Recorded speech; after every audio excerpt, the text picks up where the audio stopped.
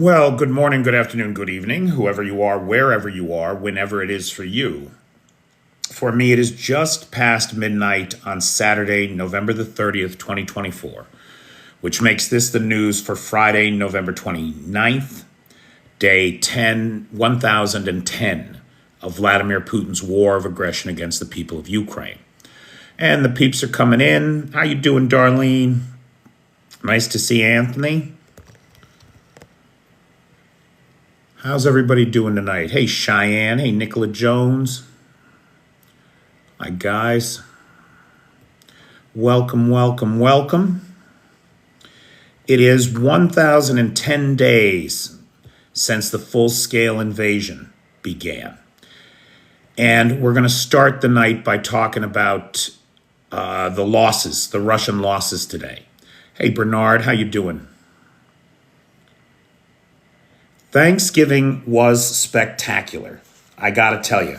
You know what? Let's start with that because I owe some people some thanks, and we should start with that. So, guys, and an explanation. So, guys, I had planned to live stream Thanksgiving, right? But as everybody knows, the Russians sent 188 drones at Ukraine, along with a bunch of missiles, and they hit the energy infrastructure. So we're back into rolling blackouts. And normally, right, like right before the live tonight, the lights came back on. Phew, which is why I was a couple minutes late. I had to put out the candles, yada, yada, yada. So we're in rolling blackouts. Now, normally, you can...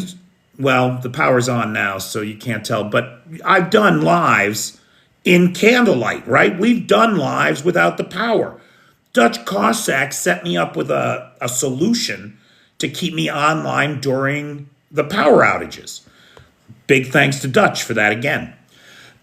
Now, so since Dutch set me up with that, we're all set here. And normally I can stream.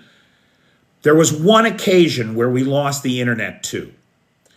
And I don't know what was wrong last night, but there was definitely something wrong because every time I would try to connect to the live, we would freeze and hang up, and I'd try to restart. We couldn't do it. So we just couldn't stream the Thanksgiving dinner last night. And I'm sorry about that. Now, but I do want to thank again James Boudreau and Arn, who were like the core supporters of that event. Robert Pauley, Jerry O'Hara, Stay Forever Sunday Photo, Clarence Hoffman, and Robert Martin. Those guys all made it possible for me to put out a beautiful spread. There were 18 Ukrainians here, 18 Ukrainian adults here, and one Ukrainian baby, the most beautiful baby you ever saw in the world, with a big round face and big blue eyes. Yeah, gorgeous, gorgeous. So it was a very pleasant evening. Now, something happened at the end of the night. Whether or not it's related to our internet issues, I don't know. I didn't even think that the two might be related until I just explained about what happened last night. Something funny happened last night.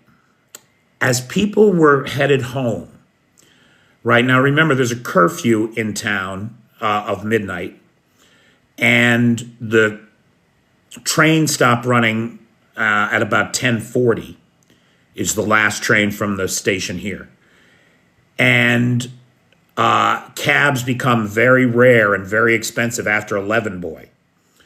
So about 10 o'clock, people are starting to leave. No one can get a cab. No one can get a cab because their GPS says they're in Belarus. What? You're 15 hours away from here? What are you talking about?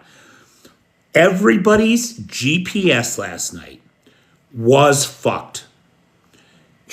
Everybody showed up as if they were in Belarus. Now, what is that about? Well, you have mistakes get made, accidents happen, technology goes awry, that kind of thing. But PT, In the comments I see says spoofing, right? Spoofing.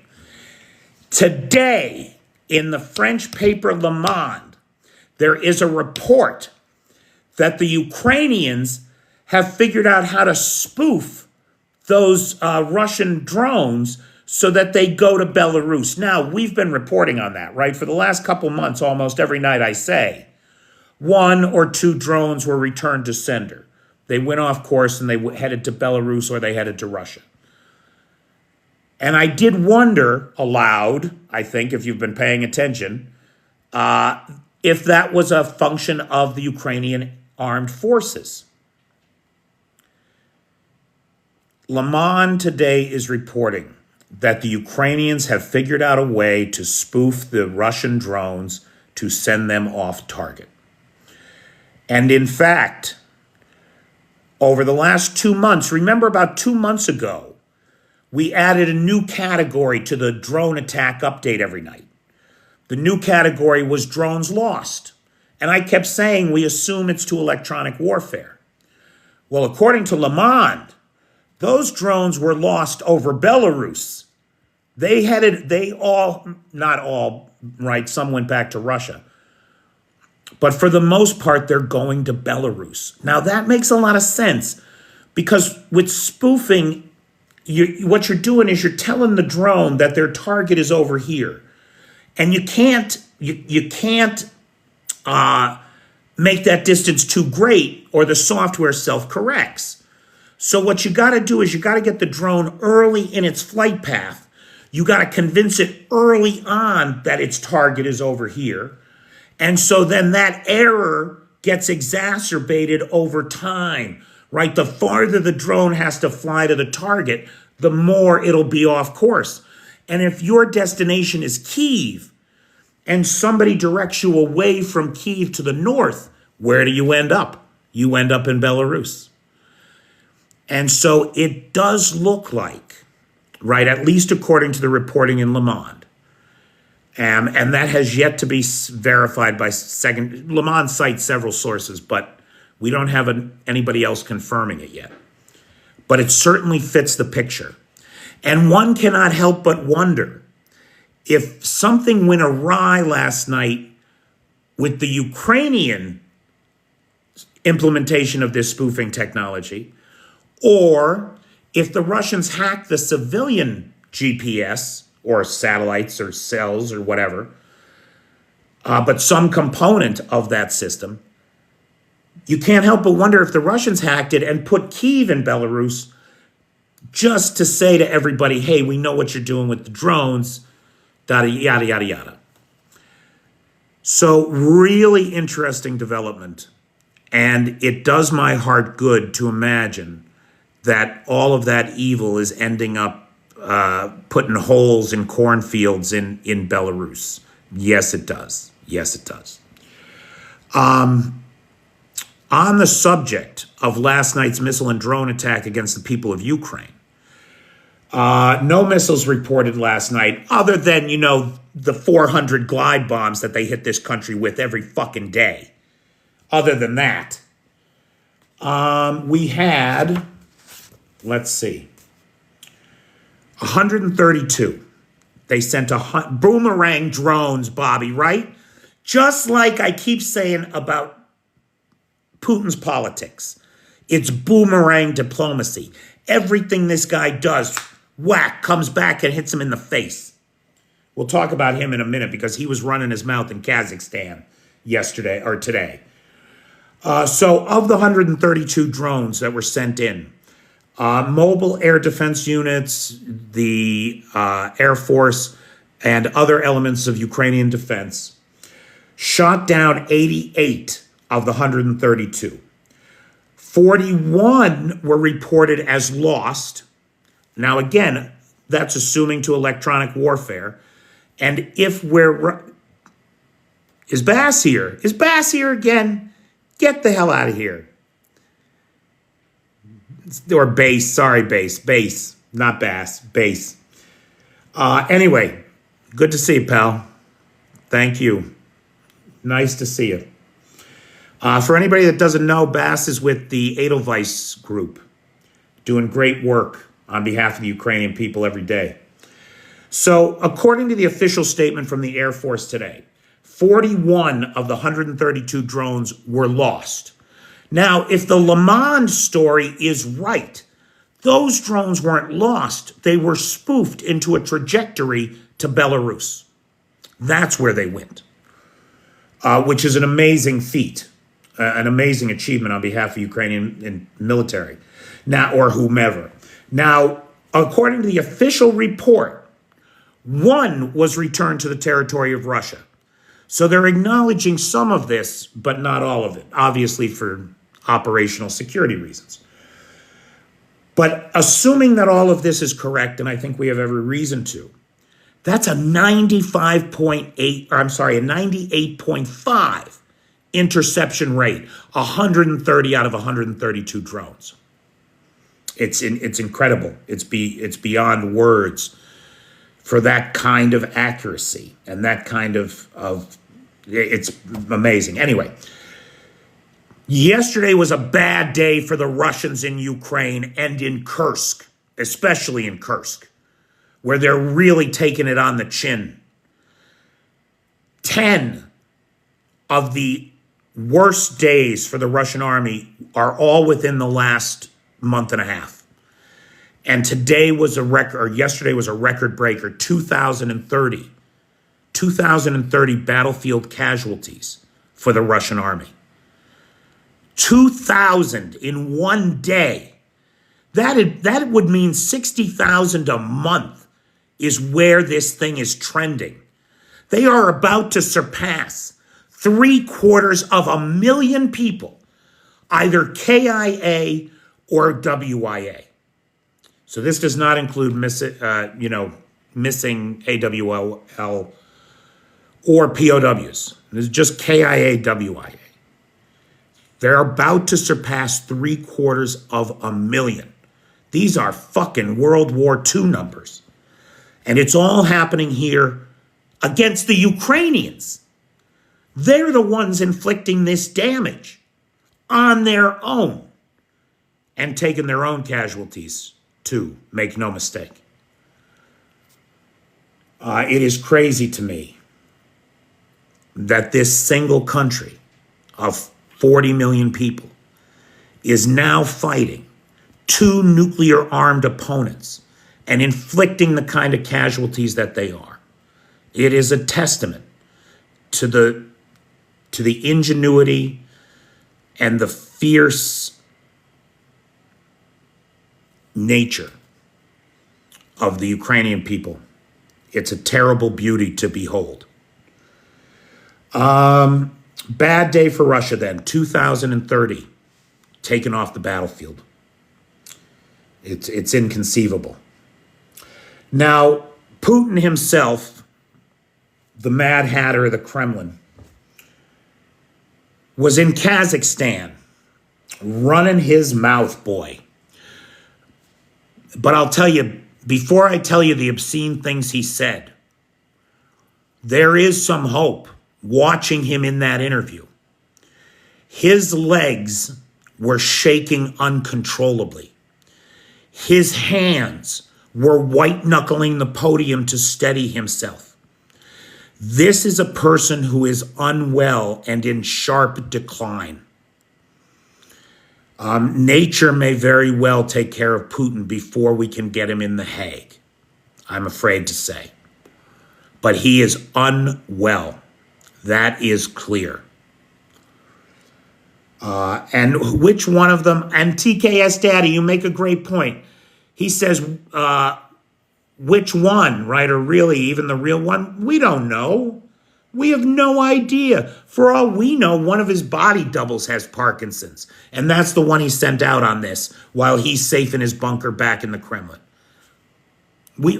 Let's be honest, we don't even really know.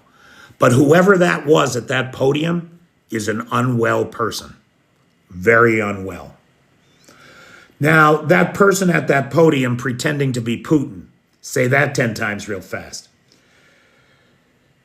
said that he was going to turn Kyiv into dust using his Oreshniks. Now, the best intelligence we have on this, I would argue, comes from Lieutenant General Budanov of Ukrainian's military intelligence directorate. According to him, the intermediate range ballistic missile that was fired at Ukraine that hit Dnipro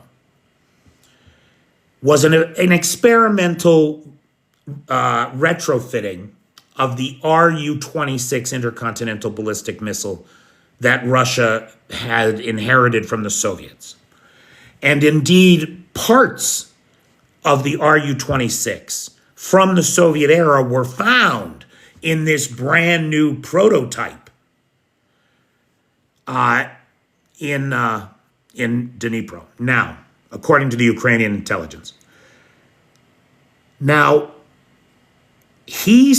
according to Budanov, they had 2 of these prototypes. And some reports suggest that the second one failed to launch properly in Astrakhan last week. If that's true, if those things are true, then they're out of these missiles and they have to build some more. And according to Budanov, it's likely that they are in the process of building another half dozen. However, in his speech in Kazakhstan, Putin says he's ordered serial production of the Oreshnik. He is currently selecting military targets, including command and decision-making centers, like maybe the Rada, right, the legislative building here in Kyiv, or the president's palace.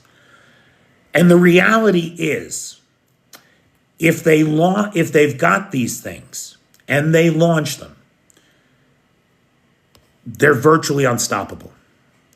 I'm not saying that they can't be, but the technology to do so, from what I understand, is extremely expensive and has not been, nor is likely to be shared with Kyiv. Why is that?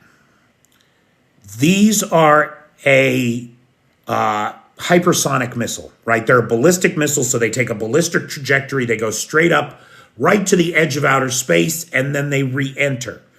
Now, when this missile does that, when it goes to make that re-entry, it opens up, disengaging the solid rocket booster. And what you get are 6 or multiple re-entry vehicles. The model that hit Dnipro had 6 warheads attached, 6 multiple re-entry vehicles. Each of those re-entry vehicles has 6 warheads. So you got 36 missiles coming at you simultaneously at 11 times the speed of sound.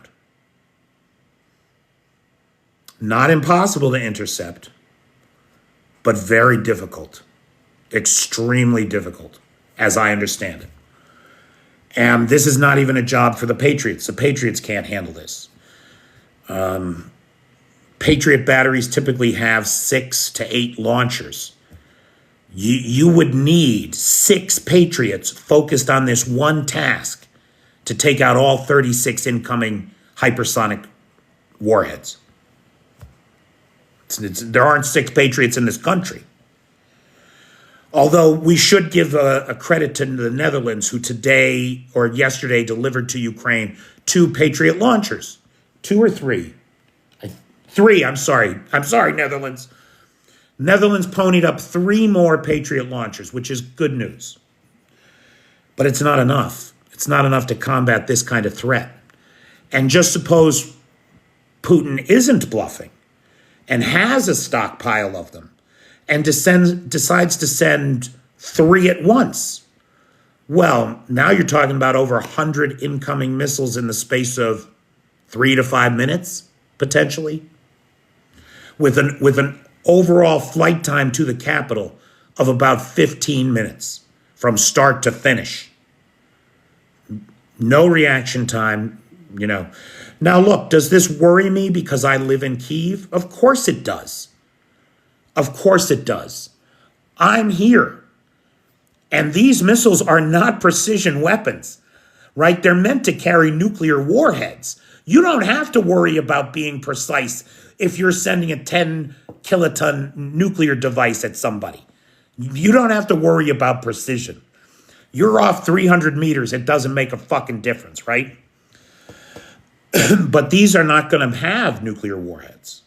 They're going to have conventional warheads. And as I understand it, the whole thing, the 6 multiple entry re-entry vehicles, can only carry a total of 800 kilograms. So you divide 800 kilograms by 36 kilograms, and suddenly you're not talking about volumes of explosives anymore. So yeah, they're all coming once, they're all coming fast, but each one by itself is not an Iskander equivalent, not even close.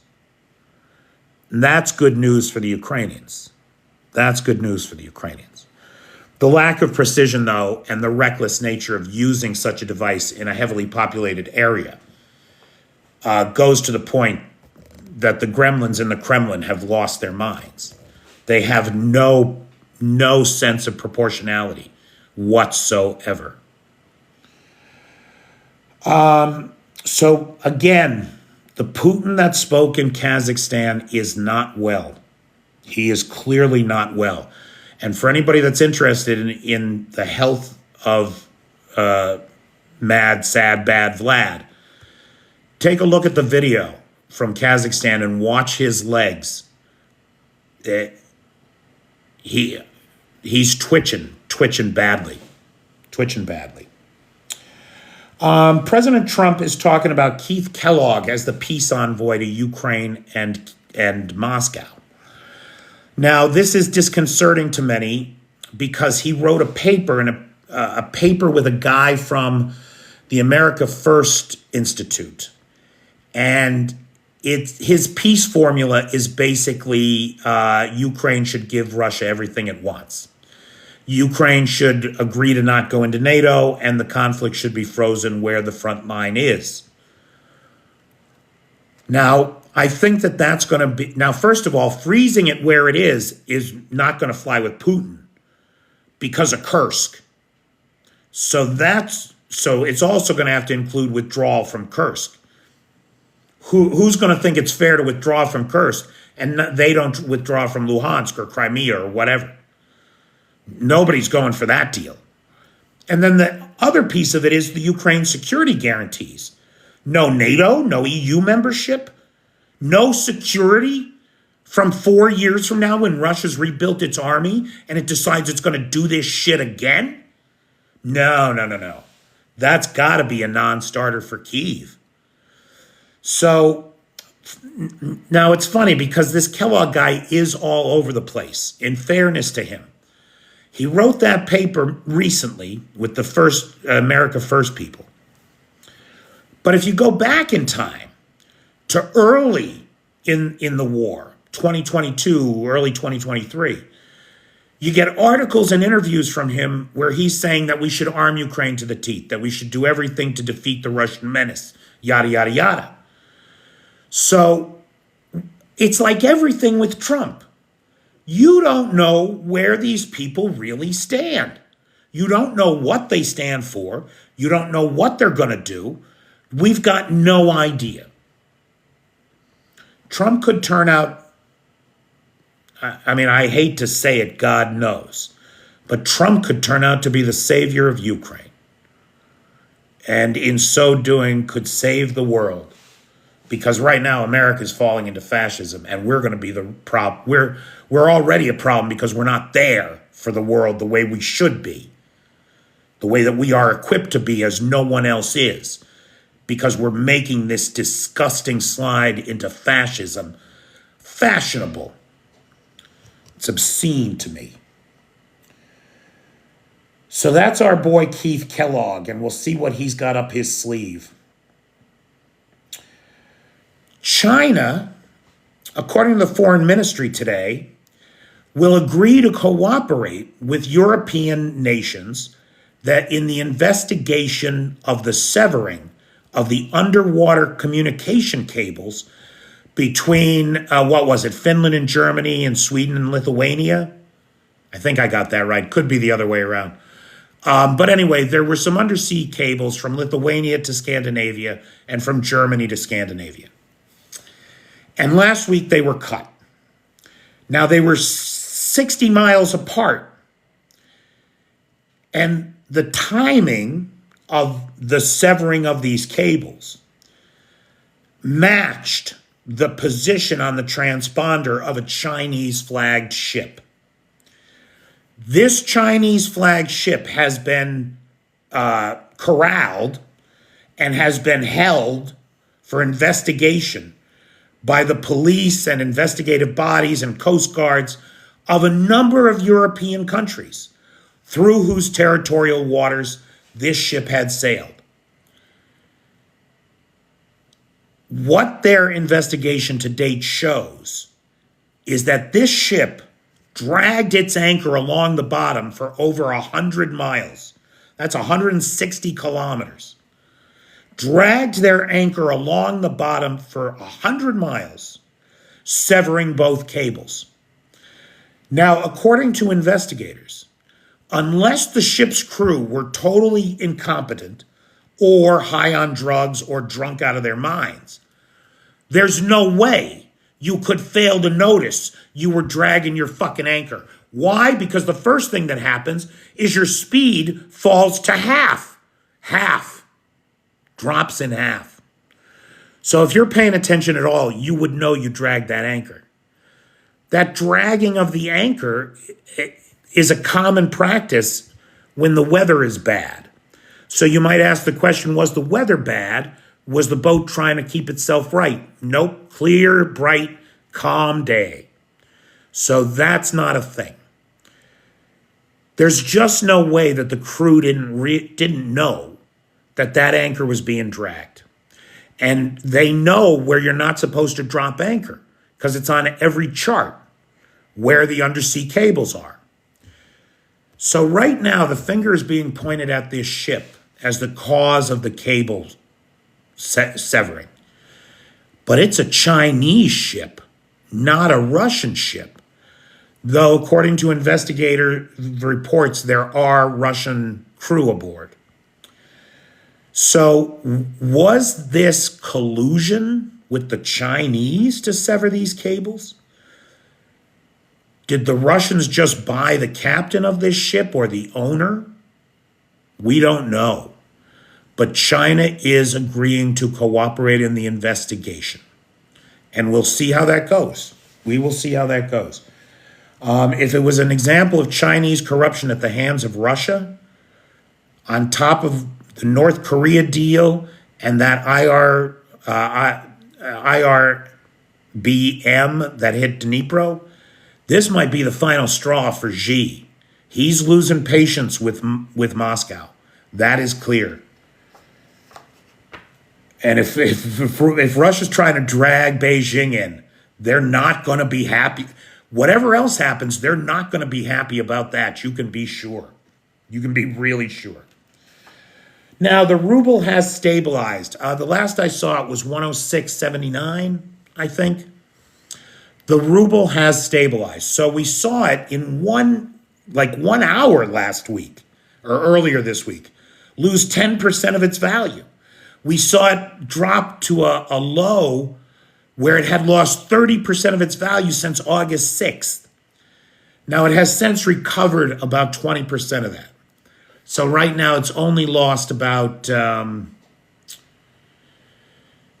it's a percentage, right? So it'd be about 7% of its value since August 6th.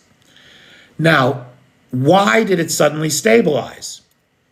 Because the Russians artificially created an environment where it would stabilize. And I'm sorry, you can keep doing these things like raising interest rates, doing currency controls, and in this case, close the market to rubles. That's what they did. They closed the, right, like why has it stabilized? Because they stopped buying rubles on the one entity in the world that needs rubles, the Russian central bank, doesn't have the foreign currency reserves to keep buying them in the market. and shore up the rate. And because they became really the only customer for them, the rate began to drop. So they have closed the market. And there's no more Russian central bank buying of rubles on the market at all. Again, it's an artificial practice. It does not address any of the underlying economic problems that the Russian Federation is having, given that it has converted its economy to a solely wartime economy. Bad choice. We talked about the drones going to Belarus, and everybody's GPS in Kyiv last night claiming they were in Belarus, right? It is worth mentioning there is an article in the Wall Street Journal today about, I don't know, how do you say this on TikTok without getting the AI all in a fluster, about Belarusian tea chambers, where Ukrainians in the initial phase of the war, who had been captured by Russians that had entered the country from Belarus, where extraordinary interrogation methods were used against those Ukrainians, not excluding Ukrainian children. This tea chamber in Belarus has been discovered by some independent journalists and reported in the Wall Street Journal. And it is a horrifying story. It is a nightmarish, dystopian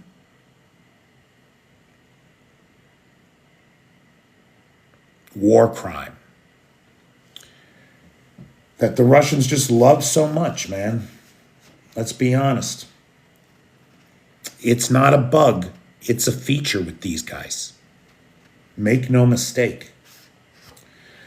Now, in the geopolitical space, the world space, the international space, it's been a hell of a day, boy, in geopolitics. Yes, it has. Things are really happening, and there are dominoes to watch. The first and foremost one is Syria. That's where I want to start the conversation. And immediately you might say to yourself, Syria? What the hell does Syria have to do with Ukraine? Well, hang on.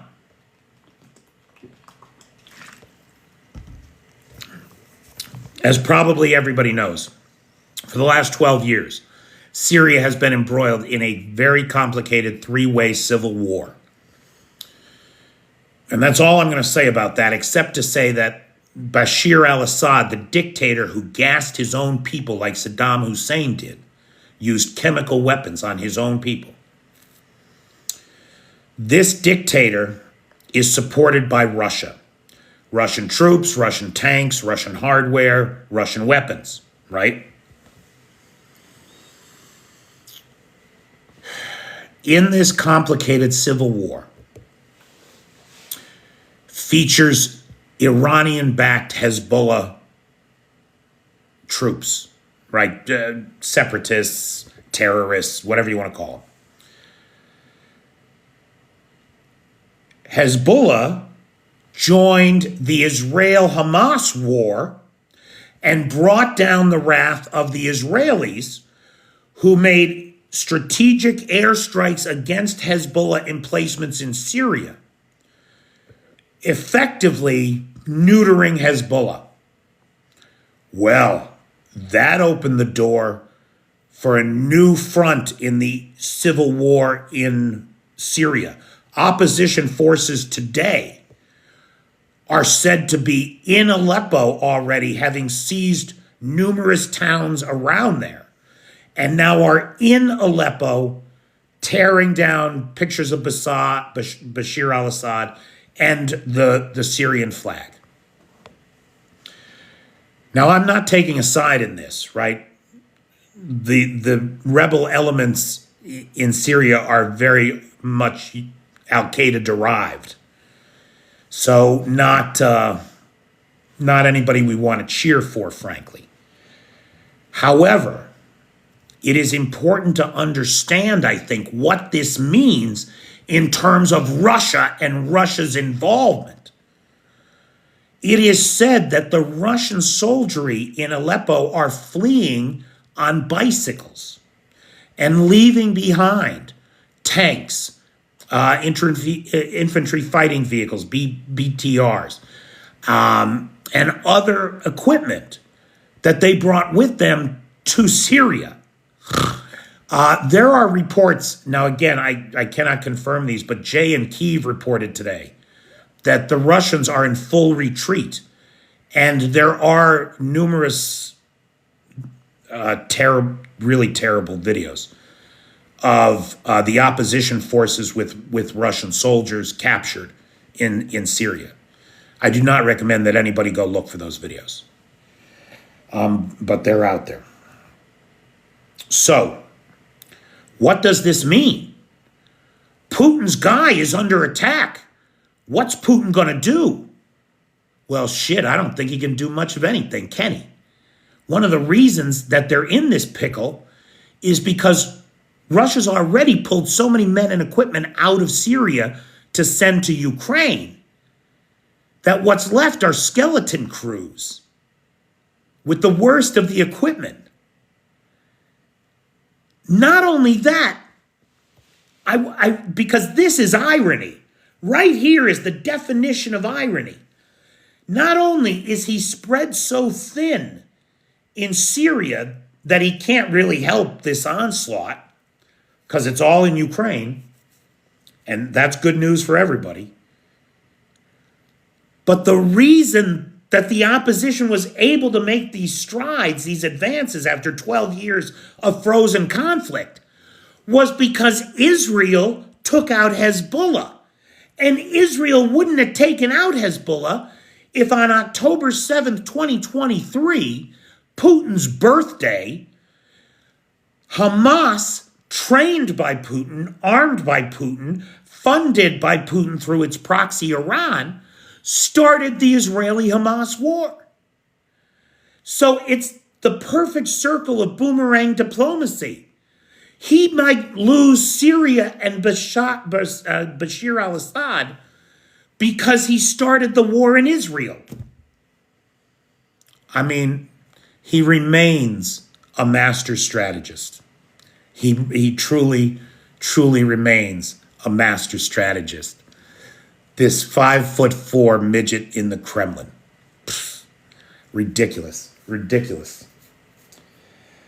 Now, Syria's a domino to watch, but there are other dominoes. There are other dominoes to watch. Georgia. Georgia is right on the verge, baby. I mean, we don't know what way this domino is going to fall. Putin has bought the ruling class, and it started when the ruling class decided it couldn't afford to lose the last election. And so it stole that election with Russia's help. No two ways about that. Lots of video, lots of eyewitness testimony, lots of evidence of that. People were pretty pissed off about it, so they took to the streets, tens of thousands of people in the streets. After a few days of that, the ruling class decided it was time to beat the peasants down. And the police came out with brute force and dispersed the crowds. Okay? Fast forward. The new government, illegitimate government, stolen election, the new government decides it's going to cancel its membership application to the EU, something that has broad support inside the country of Georgia. Georgian people take to the street again. Thousands of protesters in front of Parliament. Last night, the police came out in riot gear and beat the people again. Broke it up with intense violence. Now,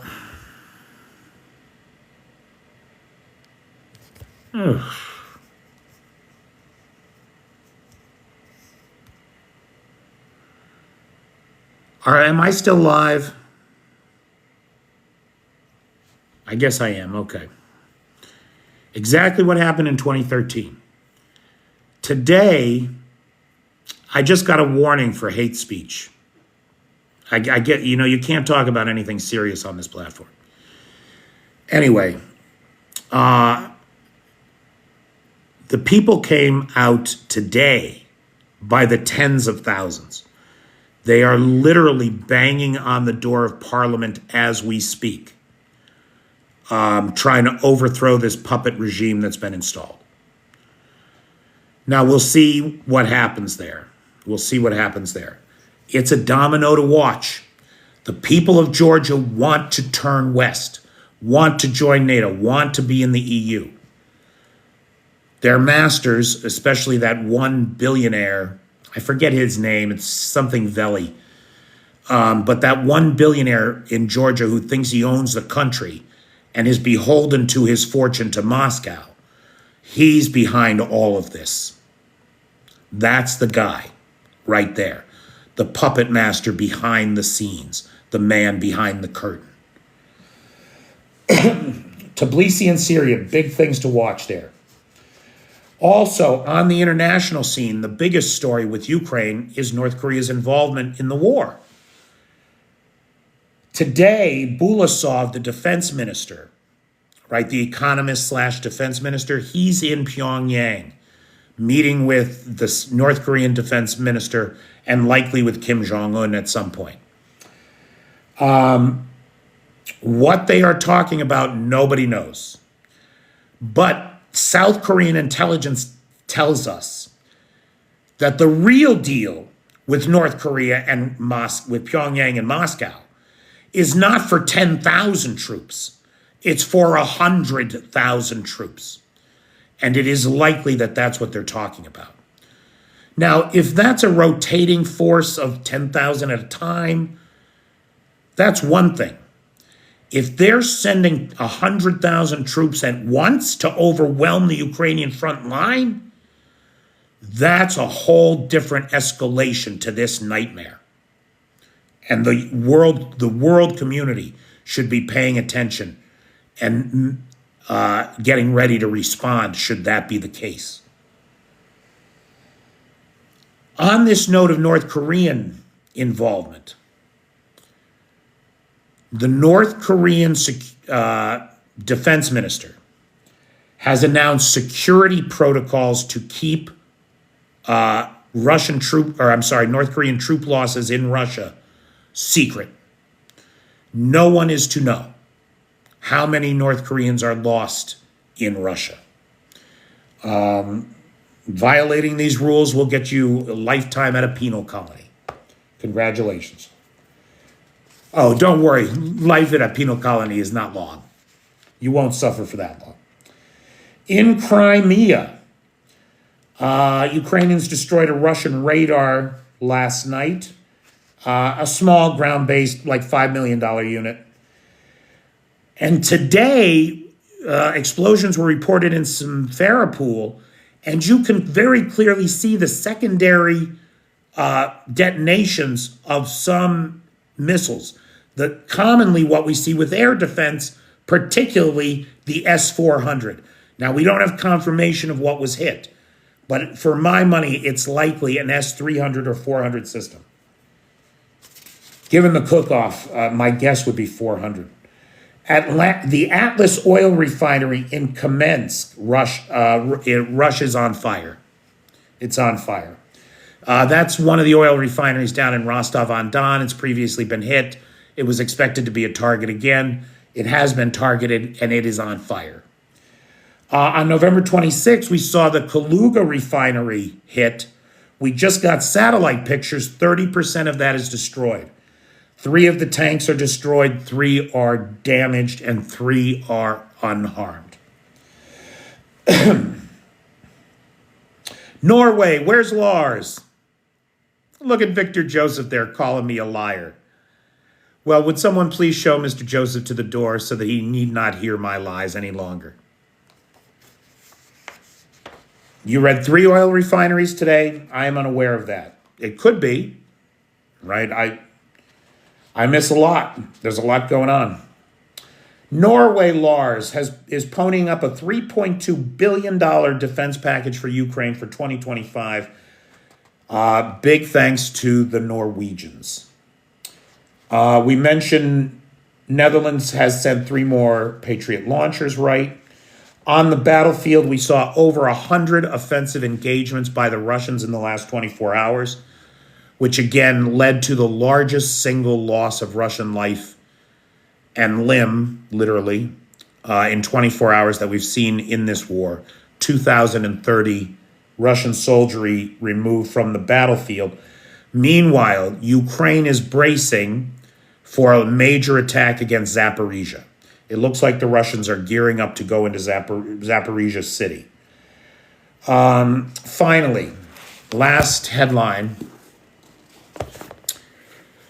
Early in the war in 2022, a 63-year-old Russian man walking in Red Square with a peace sign on was arrested and sent to a penal colony for 7 years, sentenced to 7 years of hard labor. This 63-year-old man for wearing a peace sign. Today, he was given another 3 years for supporting terrorism or something like that. Outrageous.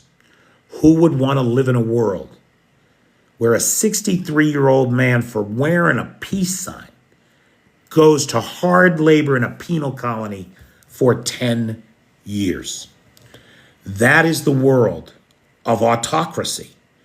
That is the world where people don't matter except as cogs in somebody else's machinery, where your own thoughts, your own words are verboten if they contradict the state.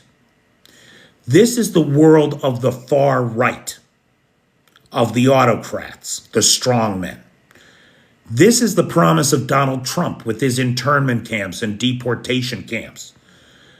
Don't think you're immune from this, America.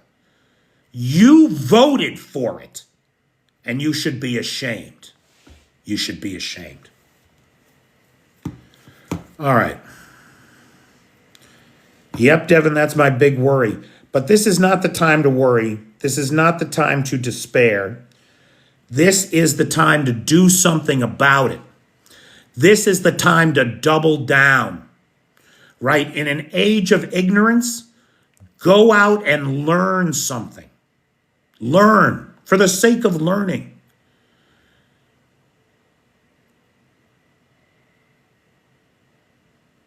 In an age of lies, seek the truth. Pursue the truth. Work to understand what is true and what is not. And don't give in to cynicism and say that nothing is true. That is nonsense. There is objective truth in the world. And it is the autocrats that twist reality to use it against us. Too many of us did vote for Donnie, and that is the problem, Maddie.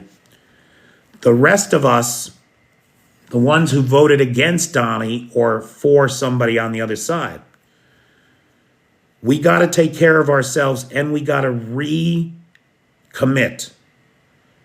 to basic American principles and values.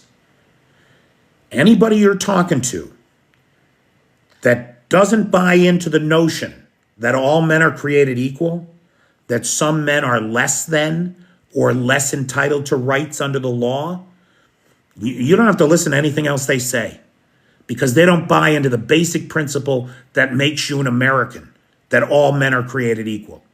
And if you can't buy into that, there's a problem. There's a problem. Okay. Boy, I was really proud of myself for that tagline about, in an age of ignorance, pursue learning. In an age of lies, pursue truth. I had a third one in there, and I forget what it was. I don't remember. Oh, in an age of hate, pursue love. That's what it was. Yeah. That's a little hallmarky, I guess. I'll work on that. Anyway, guys, big thank you to the sponsor of tonight's live, Lars from Encino Tech. Lars and our buddy Fitz came to my rescue and backwards sponsored the trip to the Donbass. So big thanks to those guys. Big thanks to the sponsors of the Thanksgiving dinner. Again, let me mention them. Oh, and Vanetta, I think I left you off the first time, but Vanetta Larrett also sponsored Thanksgiving. Big thanks to James Boudreau and Arn, who were the anchor sponsors of Thanksgiving dinner. Robert Pauley, Jerry O'Hara, Stay Forever Saturday Photo, Clarence Hoffman, and Robert Martin, as well as my dear friend Vanetta Larrett. All sponsored Thanksgiving. I'm so sorry we could not stream because of the internet issues, which I think now might have been related to the spoofing thing, which is kind of cool in its own weird way. Anyway, big thanks to the moderator team, best moderator team on the Tickety Talk, Cheyenne, Vanetta, PTJ, and Travis. Big thanks to Nightshade, who has the Peters Peeps group on the Book of Faces, and Lars, who has the Discord server and the Alexievich archive. Anybody else? Have a good weekend, Mark. So questions, comments, points of observation, or personal need, anything from anybody about anything. Is there anybody here that's Ukrainian that has ends with Ukrainian education, either the teachers union or the Department of Education in Ukraine? I'm trying to get in touch with somebody like that.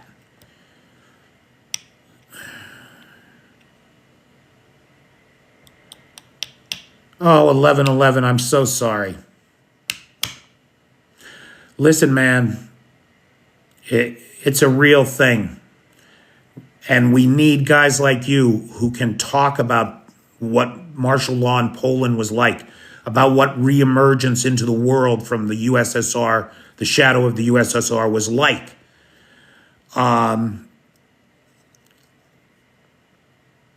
So don't be afraid to tell that story. Do you, Mark? Yeah, I'd love to chat if we could, please. Please DM me. And if DM on TikTok doesn't work or gives you a problem, as some people have reported to me it does, it's not supposed to. Anybody should be able to message me on TikTok.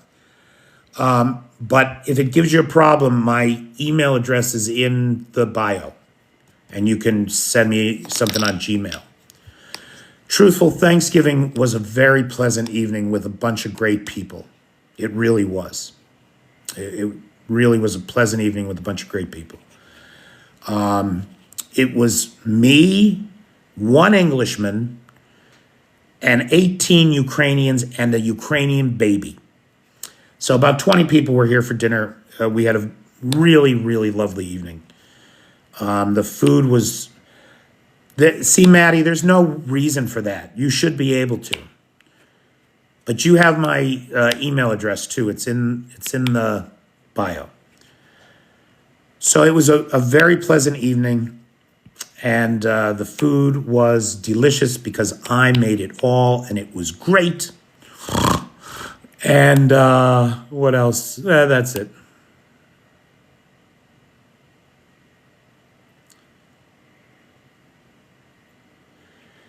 I'm looking for a K to 12 kind of contact Renvox, but somebody in Ukraine that's in education and it preferably speaks English. That's the big problem I'm having. Might be a person to talk to start. Yeah, I'd take that.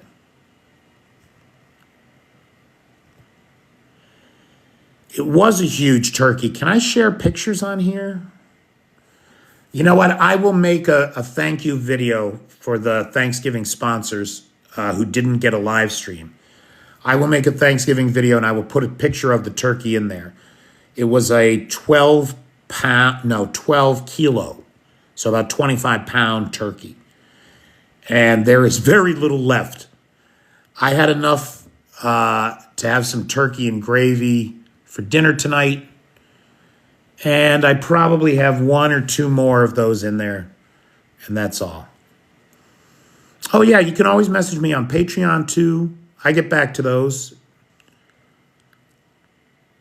Vanetta messages me on everything. On TikTok, Patreon, my Google, Gmail. There's a Facebook, Blue Sky now. 12 kilo. Was this a Colombian turkey? Fitz, did you see they found in the Netherlands? I think it was the Netherlands. Was it the Netherlands? I'm not sure now. It was a Western European country. Because I don't think they would have cared in the Netherlands, is why I'm saying this. But they found what looked to be it looked like a concrete, right? So it's just plain gray, garden gnome. Little hat, right? Little garden gnome. Turned out to be 26 kilos of MDMA.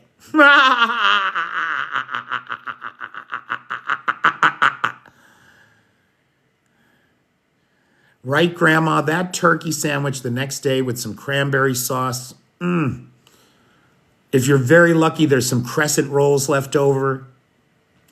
I like sweet pickles on there too myself. I confess. I do like some sweet pickles on there. And not mayonnaise, Miracle Whip. Give me some of that Miracle Whip. Well, Banara, that is your choice, right? Because the front line for freedom is here in Ukraine. However, America is not lost yet. Donald Trump and his band of goons only have 4 years to do their damage. And if we can use if the institutions of democracy are resilient enough to resist him, then at the end of it, we'll be okay. We'll have we'll continue. And maybe things will get better. Maybe the Republican Party will come to its senses and Gerald Ford this son of a bitch.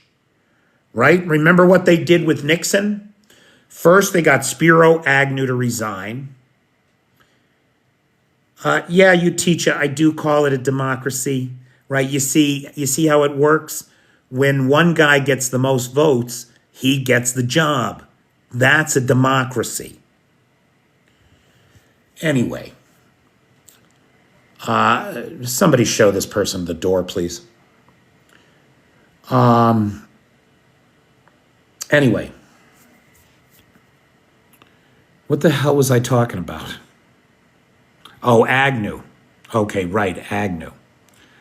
Do not post anagrams of Spiro Agnew in the chat, please. Thank you.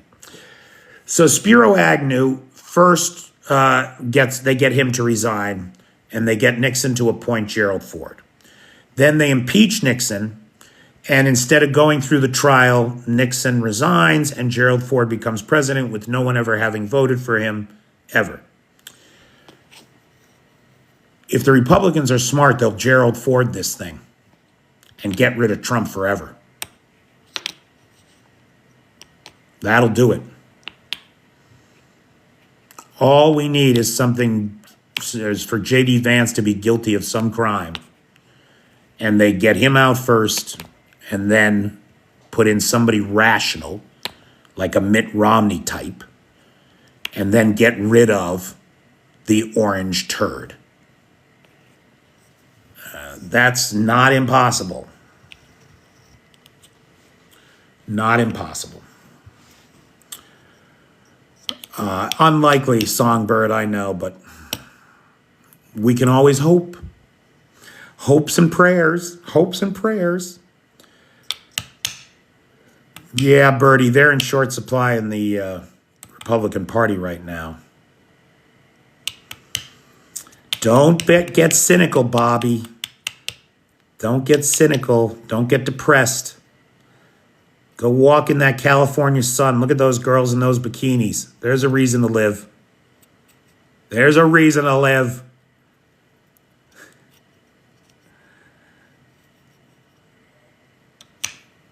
Anything else, guys? So, guys, thank you so much for joining me on this live.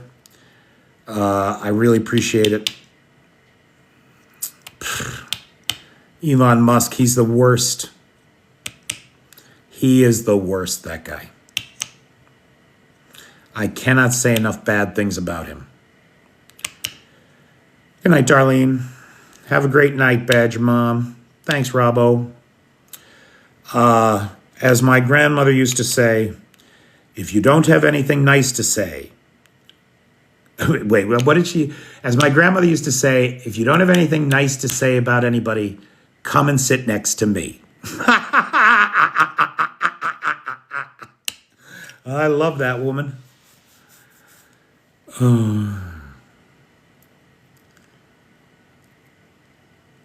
The billionaires all stick together. The billionaires all stick together. That's what it is. Why wouldn't they? They're the billionaires. And that's the problem. We have to remember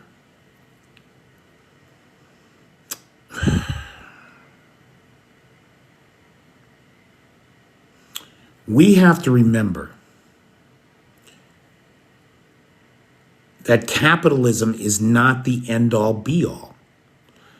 It's the best system for generating wealth, admittedly.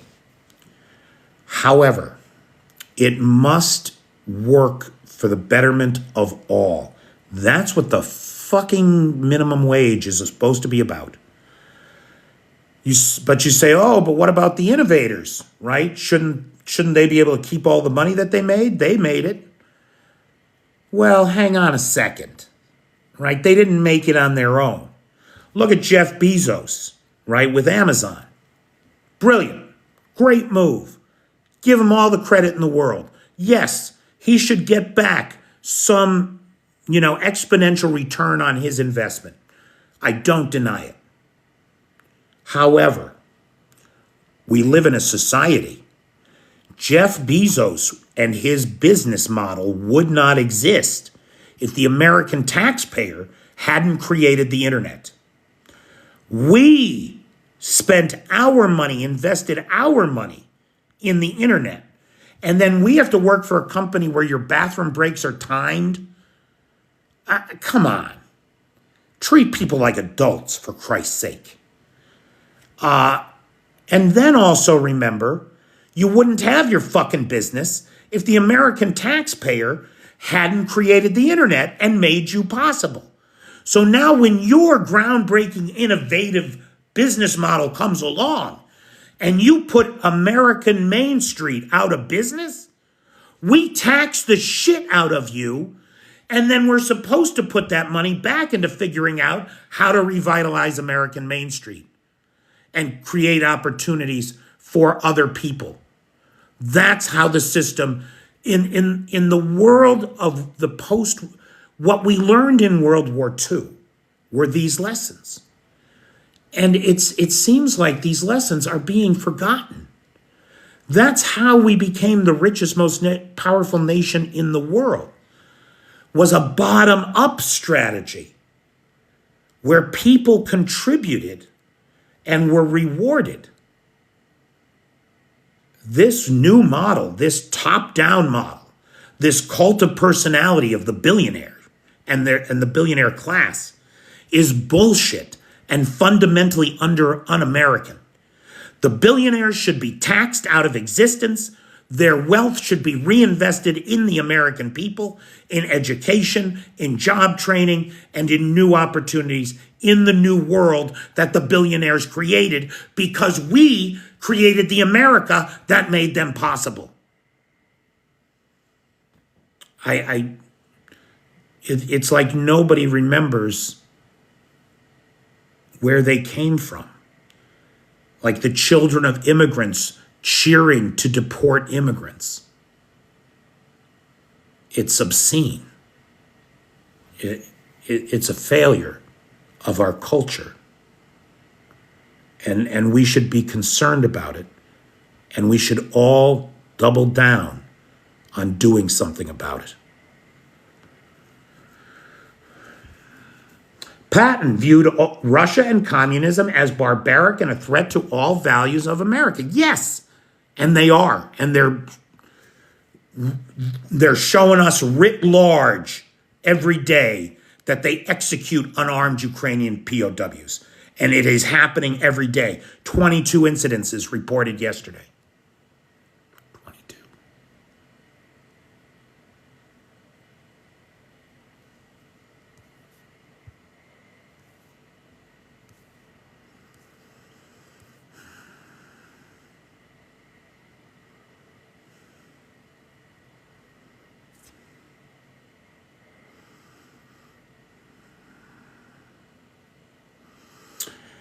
RDG, why is the great question.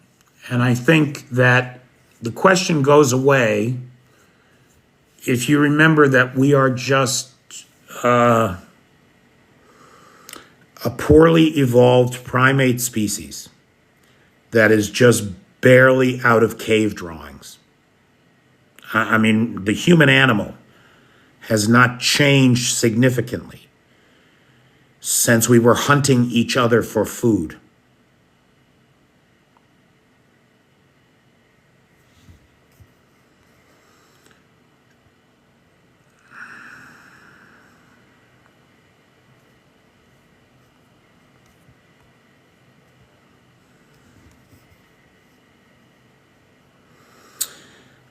User telephone number here says, since the New Deal, the wealthy class has fought for a return to the days of the Gilded Age.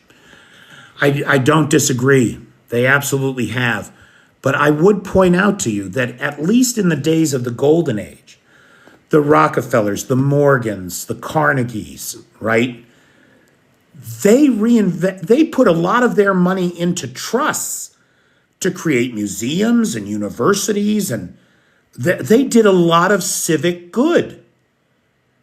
You don't see these guys doing that stuff. You see them buying more yachts than they can water ski behind.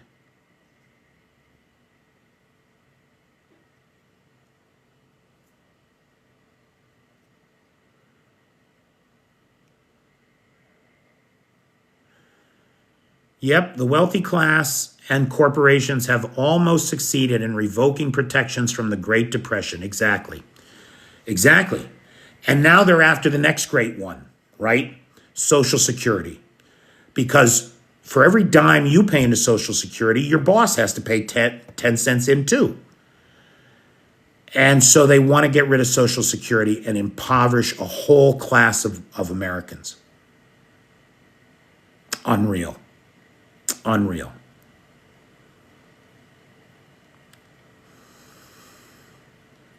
And don't even get me started on private insurance. We should have had universal health care back in '88. It's when we should have had it. So why? Why would it be hateful? And yet it is. It makes no sense. You know, this whole pull yourself up by your own bootstraps, that was one thing when there was all of the wilderness of America. And if you went out there with a hammer and a saw and an axe, you could build a life for yourself. And if you were lucky, you just happened to build that life on top of oil or gas or coal or gold, timber. Those days are gone. It's the 21st century.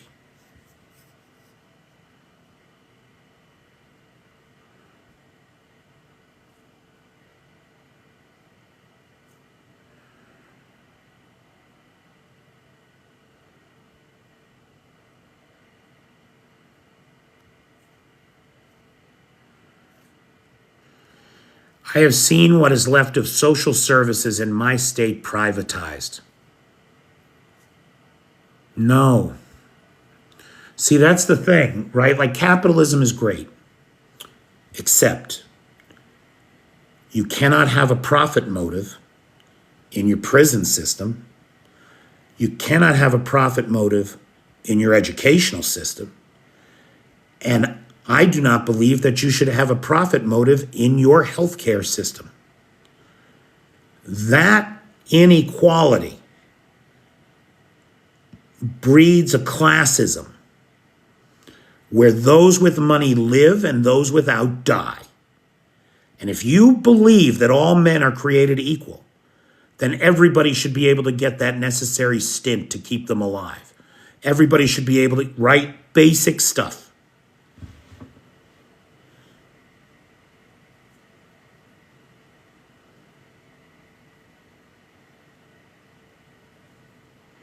Yeah, this idea of privatizing government services is a bad idea. It's a very bad idea.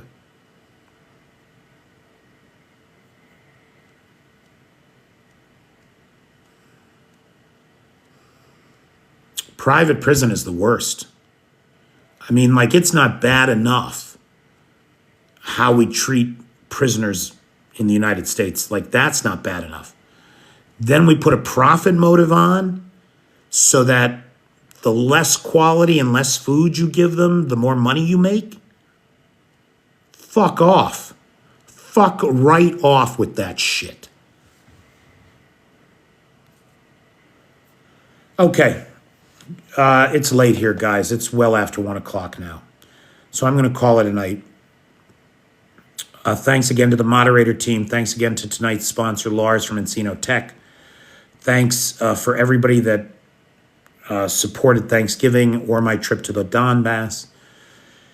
And big thanks to the Patreon supporters without whom I would not have the life I have. For anybody who's interested in joining the Patreon, there's all kinds of Patreon exclusive content over there. And if you just want to get a free account, you can have a free access to much of my Patreon content, or delayed access to it. And I encourage you to check it out. And if you can help support me, I could really use the help. Winter is going to be very expensive. Heat and electricity are expensive now. And that's going to be a problem. Sayonara RDG. That's spelled with a Y, though, brother. Good night, Bobby. Thanks, pal. Sure appreciate you. Questions? Anything else? All right. Say good night, Gracie. Good night, Gracie.